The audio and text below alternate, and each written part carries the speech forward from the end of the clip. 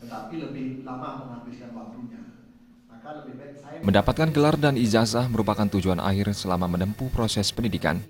Ada pemikiran bahwa gelar pendidikan sangat menentukan peluang pekerjaan dan jenjang karir. Akibatnya, tak sedikit oknum mahasiswa yang lebih mementingkan gelar dibandingkan ilmu yang didapat selama kuliah. Cara-cara instan pun ditempuh untuk mendapatkan ijazah dengan cepat. Di sisi lain, beberapa instansi pendidikan justru membuka peluang tersebut, sehingga gelar yang diperoleh tidak sebanding dengan pengetahuan yang mumpuni sesuai program studi yang ditempuh.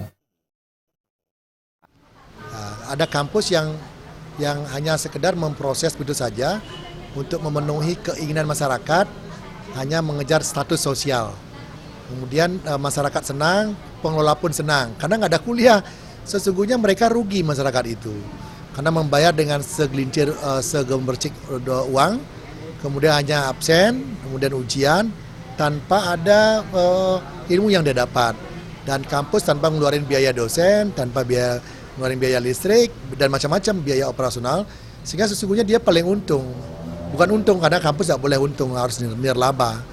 Tapi sebenarnya yang paling rugi mahasiswa itu.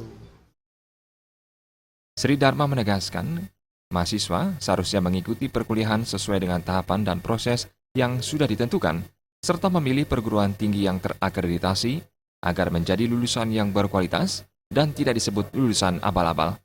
Yudi Partana, Bali TV.